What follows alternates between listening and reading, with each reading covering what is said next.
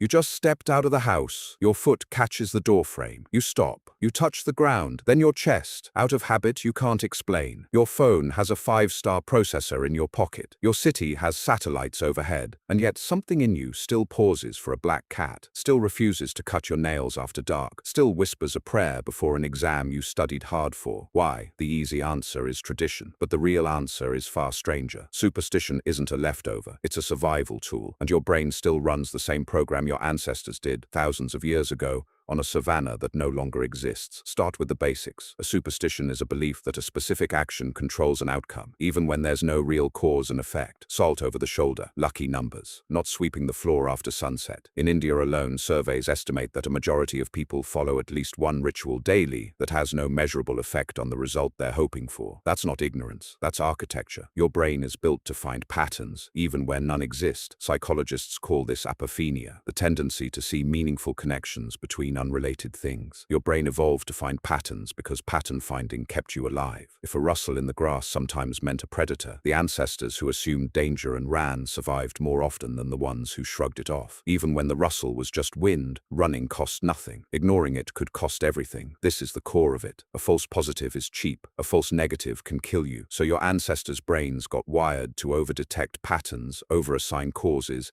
and overconnect coincidences. That wiring didn't disappear when villages became cities. It just changed its targets. Instead of rustling grass, it's a cracked mirror. Instead of a predator's silhouette, it's an owl hooting at the wrong hour. Here's where it gets specific to India, and here's where it gets interesting. In 1948, psychologist B.F. Skinner ran an experiment with pigeons that changed how we understand superstition forever. He placed pigeons in a cage and fed them at fixed time intervals, regardless of what the pigeon was doing. No action from the pigeon changed when the food arrived. And yet within days, most pigeons developed bizarre repeated behaviors. One turned in circles, one bobbed its head toward a corner, one swung its body like a pendulum. Each pigeon had accidentally been doing something the moment food appeared, and its brain wired that random act to the reward. The pigeons had invented their own private rituals. Skinner called it superstitious behavior in animals, and the mechanism is identical in humans. You do not need religion, culture, or tradition to develop a superstition. You only need a brain that rewards pattern completion. India's specific rituals are a costume. The engine underneath is universal, but culture decides which costume gets worn. Anthropologist Bronisław Malinowski studied this directly nearly a century ago, working with Trobriand Island fishermen. He noticed something precise. Fishermen going out into calm, safe lagoon waters used almost no ritual. Fishermen heading into the open, dangerous ocean, where storms and unpredictability were real threats, performed elaborate rituals before departure. Malinowski's conclusion reshaped anthropology. Ritual increases exactly where uncertainty and danger increase. Superstition isn't random. It clusters around the parts of life you cannot control. Think about where Indian superstition is thickest. Exams, where outcomes feel arbitrary despite preparation. Marriage, a decision with permanent consequences and incomplete information. Health, where the body's inner workings remain invisible and threatening. New business ventures, where success depends on forces far outside personal control. These are the exact zones where uncertainty peaks, and that's exactly where the rituals appear. Touching feet before a journey, breaking a coconut before starting construction, consulting an astrologer before a wedding date is fixed. Your brain isn't being irrational here. It's doing something completely rational, just aimed at reducing anxiety rather than the actual outcome. This is where a real psychological need enters the picture. Uncertainty produces stress. Stress is expensive biologically. Cortisol floods the body. Focus narrows,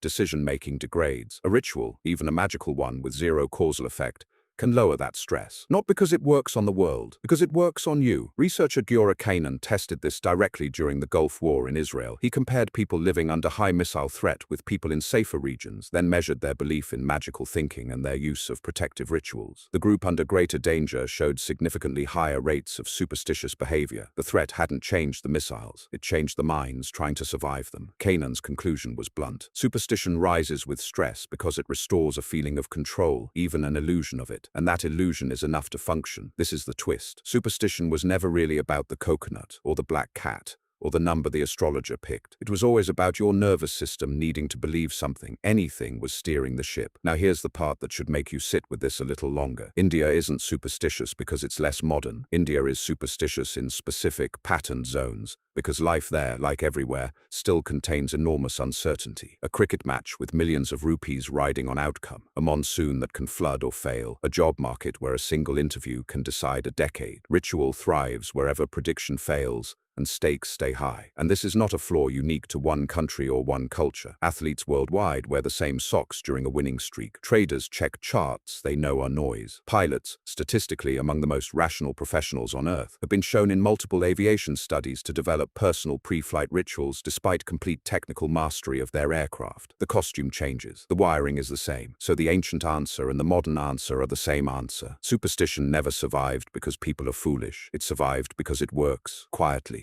on the one thing it was always meant to fix. Not the weather, not the exam, not the flight. Your fear. You'll step out of the house again tomorrow. Maybe your foot catches the frame again. Maybe you touch the ground out of habit. It won't change the outcome of your day, but it might just steady the hand that walks into it.